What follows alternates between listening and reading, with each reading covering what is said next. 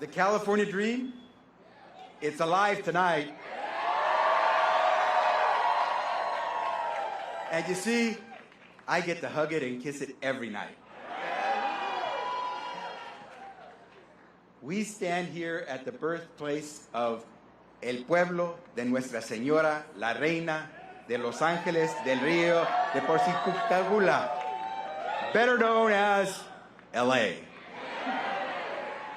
Like my family, LA is the starting line for millions of success stories across this state. And here in Hollywood's hometown, we love a good underdog story. So I got one for you. Se puede. Two immigrants, $12 and a dream. They came to California in pursuit of a better life. A construction worker and a clerical worker. They faced long odds, hard obstacles, doubt and discrimination. But they've got ganas, guts, grit, and game all wrapped up in one. It keeps them putting one foot in front of the other. Cut to 7 decades later. Their son, the product of their sacrifice, first in his family to get to a university and get a degree, takes his own leap of faith. He dares to run for California's higher office, the office of governor. A campaign fueled by little more than grassroots support, some sweat equity, and the full faith and confidence that California is always worth the fight. Almost immediately, he's counted out, an afterthought, overlooked by many, outspent by a ton. Even called along the way to drop out and save us all the trouble. Well, guess what? The underdog stayed in the fight. Like my parents, I never gave up. Never stopped putting one foot in front of the other. Never stopped believing in the beacon-like goodness of California. And thankfully, neither did you. Because we know the true miracle of democracy is this. After all the exhausting ads are run, the pundits are spun, and the billionaires try to buy their way in, it's the people, only the people, who get the last word. And tonight, the people of the great state of California, in the greatest nation on earth, have spoken.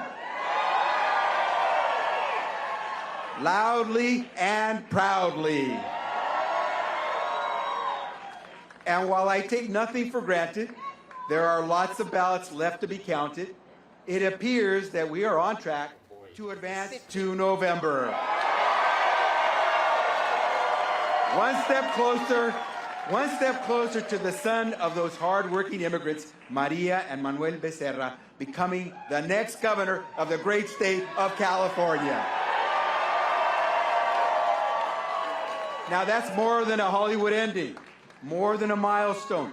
It's the everyday miracle of living in a state that regularly makes the improbable seem inevitable. And I couldn't have done it without you. The doctors who clocked double shifts but still found time to canvass. The teachers who became our best volunteers the minute the afternoon school bell rang. The small business owners and union members who kept our economy running by day while walking door to door at night. The firefighters, the janitors, the caregivers, the nurses and longshoremen, the students. Most of all, I wouldn't be here without Carolina, Clarissa, Olivia, and Natalia. You are my superpower. You are my secret sauce. Everything I do for families just like ours who deserve their shot at the California dream. You know, I ran for the job because I know how important California is as a shining light to the world, radiating hope, freedom, opportunity, an unwavering belief in science, public schooling, enterprise, and foundational justice and human rights.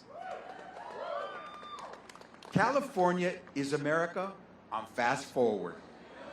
It's gleaming spotlights on the better angels of a more perfect union. A preview of an America, not just for the privileged or the partisans, but for all the people, by the people. An economic engine so powerful, so diverse, with more jobs, more capital, more R&D, more GDP. We lift up the entire nation. We are America's center tent pole. But I also know there are powerful forces aligned to darken our light.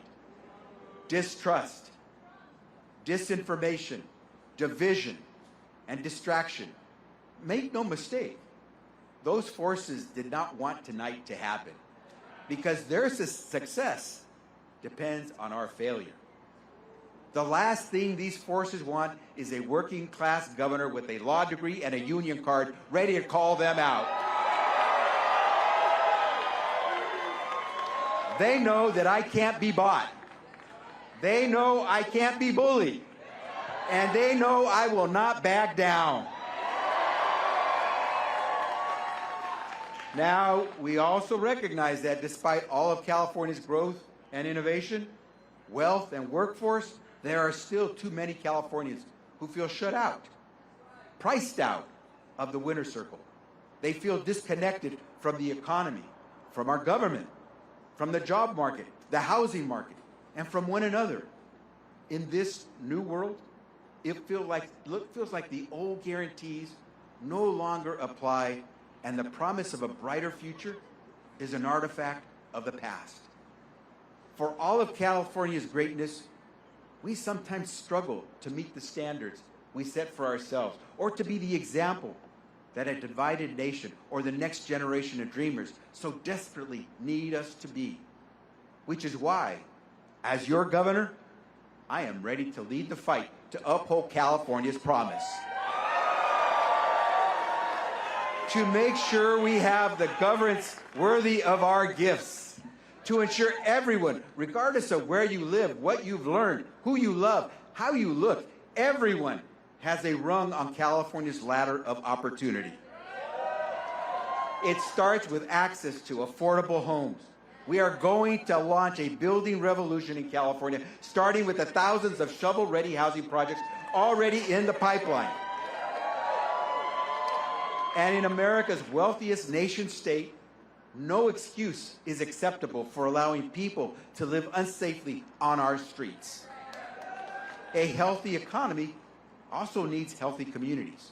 So we'll restore the promise of affordable health care with universal access in California, including our underserved and rural communities. We'll expand our global leadership on climate, safeguard our air, our water, and our coastline. And we will never surrender green growth jobs of the future to Washington politics or international competitors. We will invest in our schools like we mean it, expand early education, childcare, and paid family leave, the real family values. We will fortify our second-to-none system of higher education, delivering the next generation of California leaders. We will defend our children from the epidemics of gun violence and dangerous street drugs, and treat public safety like a first-order principle, because it is. We'll be big-hearted, sure, but tight-fisted with our taxpayer dollars. We'll build a government that runs not on promises, but on time and under budget. And one that holds itself accountable when it doesn't. We will protect the right to vote for every voter, for every community, in every corner of California. And we will defend the rights of women. No exception, no equivocation, no retreat. We will do all of these things because the world today needs California's shining example more than ever. It's optimism, it's inclusion, it's ambition and invention.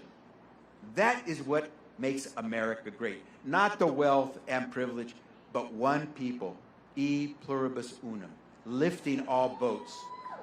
You know, You know, we have a White House that ran on America First and an affordable middle class.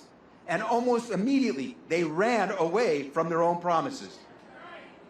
Now the country is mired in an economy without mooring, a war without purpose, a job market without prospects, and an American community without common ground. Donald Trump is doubling down on decline and counting on people being too fearful, distracted, or gullible to fight back. Well, he didn't count on us.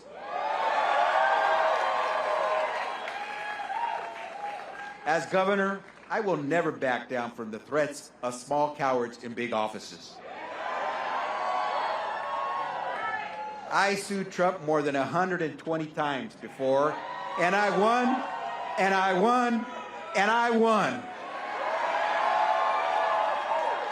And anyone who wants to come at California will have to go through me. And here's the good news. California is bigger than Trump. Our values are undeniable and undeportable.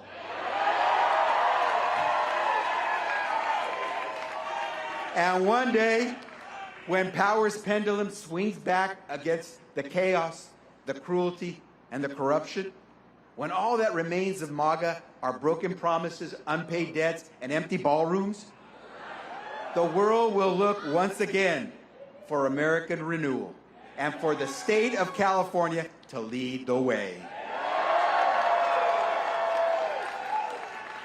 More than ever, California needs our voices and our values. To the people and voters of California, this is your state. Este es tu estado.